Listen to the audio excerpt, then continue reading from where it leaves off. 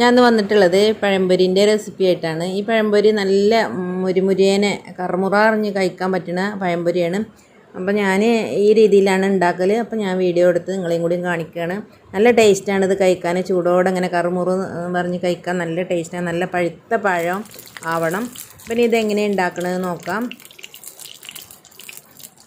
ഞാനിവിടെ 2 വലിയ നേന്ത്രപ്പായാണ് എടുത്തിട്ടുള്ളത്. അത് മുറിച്ചിട്ടാണ് ഞാൻ ഉണ്ടാക്കുന്നത്. അപ്പോൾ അതിന് വേണ്ട മാവാണ് ഞാനിവിടെ റെഡിയാക്കുന്നത്. ഞാനൊരു പാത്രം എടുത്തിട്ടുണ്ട്. അതിലേക്കൊരു 3/4 കപ്പ് മൈദപ്പൊടിയാണ് ഇട്ട് കൊടുത്തത്. പിന്നെ 2 സ്പൂണ് പറഞ്ഞാൽ സ്പൂണ് നിറച്ച് എടുത്തിട്ട് 2 സ്പൂണ് ഗോതമ്പ് പൊടി, ആ സ്പൂണിന് തന്നെ 1 സ്പൂണ് കടലപ്പൊടിയാണ് ഞാനിതിലേക്ക് ചേർത്തിട്ടുള്ളത്. പഴം കൂടുതൽ എടുക്കുമ്പം കൂടുതൽ പൊടികൾ ചേർത്ത് കൊടുക്കണം.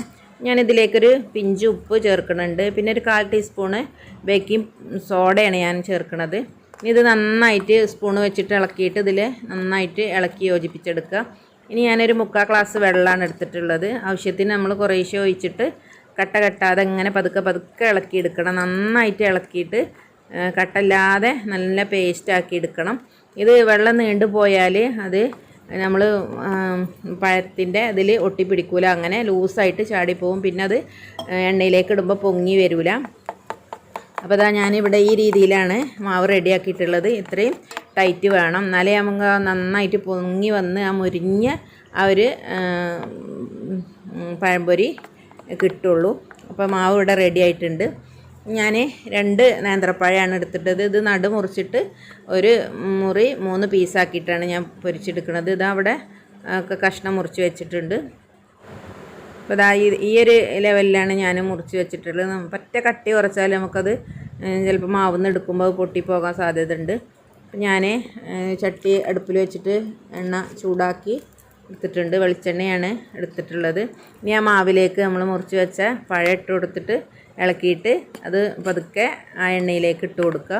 സ്പൂൺ വെച്ചിട്ടൊന്നിങ്ങനെ മാവ് കോരി ഇങ്ങനെ റെഡിയാക്കി വെക്കുക. എന്നിട്ട് പിന്നെ കൈ വെച്ചിട്ട് പതുക്കെ എണ്ണയിലേക്ക് ഒന്ന് ഇട്ട് കൊടുക്കുക.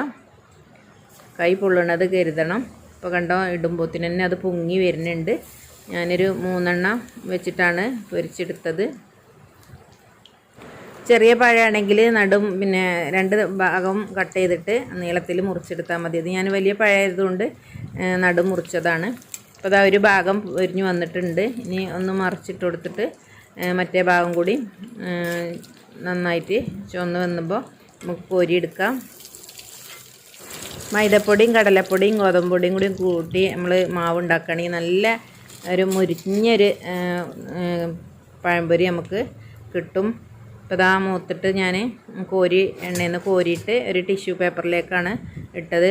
ഇങ്ങനെ പൊരിച്ചെടുക്കുകയാണെങ്കിൽ അധികം എണ്ണയും കുടിക്കൂല, നല്ല ടേസ്റ്റാണ്. കറുമുറേനെ നമുക്ക് കടിക്കാൻ ചൂടോടെ തന്നെ ചായൻ്റെ കൂടെ കഴിക്കാം.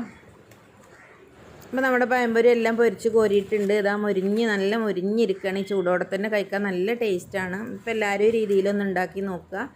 ഈ 3 പിന്നെ മാവും പൊടികളും ചേർത്താൽ നല്ല മുരിഞ്ഞ പഴംപൊരി നമുക്ക് കിട്ടും. നല്ല ടേസ്റ്റാണ്. അപ്പോൾ ഇൻഷാ അല്ലാഹ് അടുത്തൊരു വീഡിയോയുമായി വീണ്ടും കാണാം. Thank you.